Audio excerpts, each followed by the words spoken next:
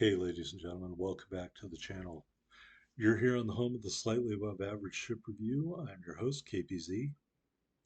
Right now, we are doing a tech tree spotlight on the Pan Asian Tier 7 destroyer, Hsienyang. It is a gearing class destroyer transferred from the U.S. Navy. I believe it was the USS Rodman. Uh, sorry. Here's a look at the teams. We're on North in a domination match. So first, let's talk about choosing your engagements in these Pan Asian destroyers. So you've got some good guns, but you're going to be outgunned by the really good destroyers out there. The enemy team has a Fletcher. So what I'm doing here is basically the internal three-card Monty in my brain, trying to figure out which of these caps the Fletcher's going to end up in. Um, three spawns, three destroyers. You can't put one at each spawn. Come on, Wargaming.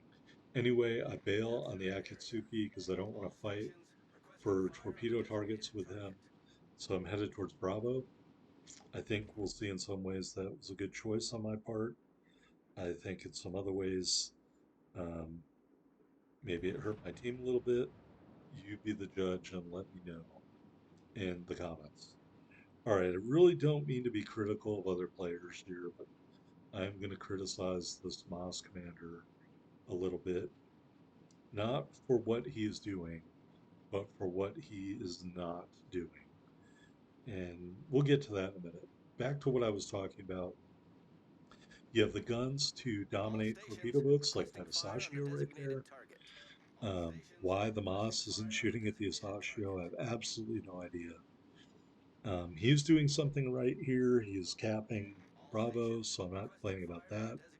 He launched torpedoes, but he is not trying to engage the Asashio.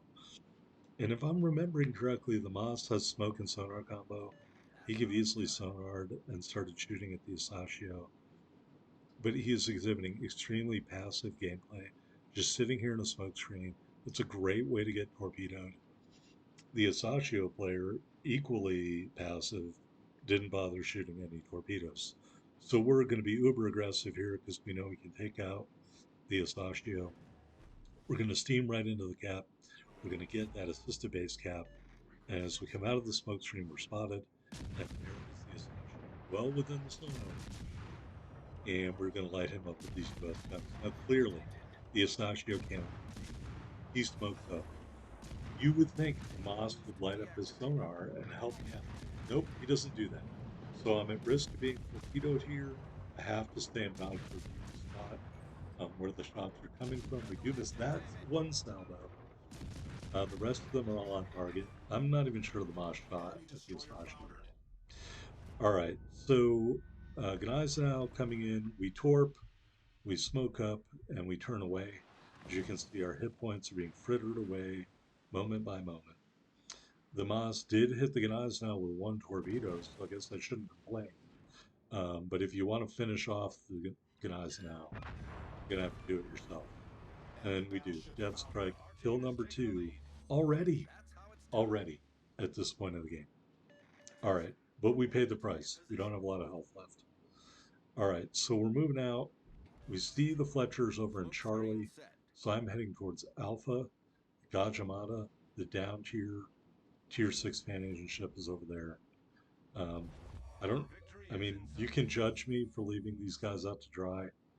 There goes the Scharnhorst. There goes the Akatsuki. Those were my teammates over there asking for my help in the beginning of the game. But there's another battleship back there he could have pushed up at. All right. So we are headed towards Alpha. The Moss is tagging along. Um, enough said about that. We are going to try to engage the Gajamata here. I'm really hoping the Moss helps me out because I don't have a lot of health left, just around 50s or 3,600 hit points, just under that. The Gajamata looked like he was full health. But I really don't know how to explain this sequence here. I really don't. So there's the Gajamata. He's almost full health. I light him up. I highlight him for my teammates. but I'm the only one shooting. And we're burning them down. Um, I'm being damaged by the battleship, the Bismarck, and no help from the Moss. I burned down the Gajimata, kill number 3. All right, we're going to torp here at the Bismarck. Um, he's got us lit up. We have 207 hit points left. And I turned away, and I think it's really lucky I did that. Because otherwise I think we would have been toast. And you never would have seen this game. All right, so we're going to do a circle here. Johnny Come Lately and the Moss is going to go into the cap here because apparently that's the extent of his gameplay abilities. So that's fine, you know. His just how passive he was really bothered me. Um, I think he could have done a lot more to help affect the outcome of this match. Um, so all our torpedoes totally whiffed. The Bismarck did a U-turn, and so we're not giving up yet. And here's a big lesson out of this. If you are a player and you have the ability to remove a low hit point ship, do it. If you are a player in a low hit point ship, don't give up. You can still affect the outcome of the match. Now, the outcome of this match is already not a no. It's a walkover. Our team is squashing their team. But I still have hit points. I still have torpedo launchers. I'm still a viable threat to this Bismarck. Okay, maybe he didn't think I was. I don't know. All right, so we have all 3 cap circles now. Got the assisted cap there. The Bismarck is within less than a kilometer of concealment. So I'm going to smoke up and turn away. And in doing so, I'm going to create a little bit of room for myself to operate. As you can see, the Moss launched some more torpedoes. Don't expect a better outcome than the first set you saw him launch. We complete our turn. We've got about a little over a kilometer and a half right now. Plenty of range. The Fletcher gets killed. So this is the last ship. And we're going to line up these torps right on the indicator and let them go. And, you know, my gameplay, my strategy continues after the launch. I'm just not content to rest on my laurels and say these torpedoes are going to get the job done. By the way, all of the Moss torpedoes missed. We hit our engine boost, we bow in on the Bismarck, and what I'm doing here is I'm lining up my next torpedo run while I'm waiting for my torpedoes to reload. All right, so we're maneuvering in on the Moss. He's being pursued by a blue team battleship. I don't know what it is, maybe a King George. Just trying to determine if these torpedoes are going to be on target or not. They look pretty good, but you never know. Looks like we're going to hit him with at least 1, 2, and we get those 2 torps. He damage cons, and here's 2 more. All right, got that last kill, that devastating strike. Here we are on the victory screen. High caliber medal, devastating strike times 2, 119,624 total damage, 9 torpedo strikes, 4 kills, and 2 assisted base caps. We ended up with 401,883 silver and 4434 ship XP and commander XP. Here we are at the top of the scoreboard in the Hsienyang, 2956 with those 4 big kills. And good game to the North Carolina down tier, still doing work. Gotta like that a lot. All right, here in a second, after I'm done salivating over how slightly above average this was, we're going to go into the port and take a look at the ship build and the commander. All right, taking a look at the mods. We got aiming system mod 1. We got propulsion mod 2. We got concealment system mod 1. And we got main battery mod 3. And the Hsienyang is fully upgraded. All right, first and foremost in the loadout, if the point hasn't been made clear, you only have deep water torpedoes. They are deeper in the water. Destroyers sail right over them. But that being said, they're still effective. Got smoke generator. Radar is an option. I really don't recommend that, generally speaking. And then we got the 2 charges of the engine boost.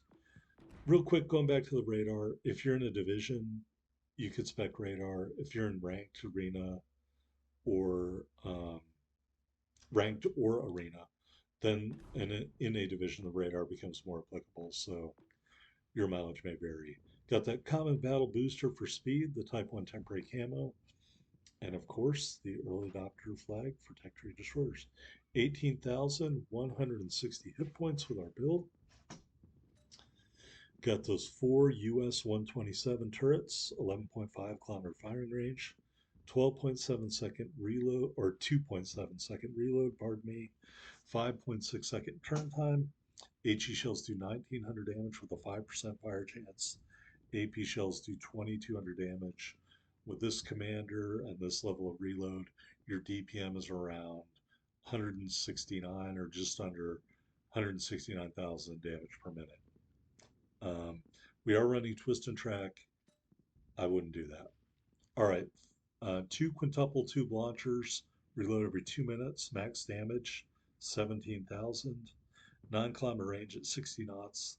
The detectability is just 700 meters. AA defense, main battery is dual purpose, good but not great. I have gotten a clear sky in the Hsienyang before. That was basically all I did in the match was dodge carrier planes and shoot them out. That's it. So it's a good number, not a great number. I would not run the AA skill in row one. 39.1 knot max speed, 570 turning circle, 3.8 second rudder shift time, 5.4 concealment on the surface, 3 from the air, 2.6 when firing in smoke. If you ran the concealment commander, you get that down to 5.2. But we chose this guy instead. Sajin Bing. Don't know why I did that. Um, Here's the skill I had running twist and track, and I would not do that. I would run Perceptive on this destroyer. You don't need the turret traverse help with the US destroyers, and that other skill in the middle isn't going to do you any good either. So Perceptive reduces the incoming damage. Definitely could have used that. Didn't have to detect any torpedoes, but that would have been a help to us. Quick note on Knuckle Duster. I've discontinued the use of this skill. I liked it. I think maybe if I had it maxed out, it would be better. But it was really heartbreaking to not kill that mass in my Gajamata video. Just a sliver of health, so I've switched to Smoke on the Water. Anyway, that's the end of the Tech Trees spotlight here. I hope you enjoyed it. If you did, hit that like button. And thanks to all my subscribers. I will see you on the next video.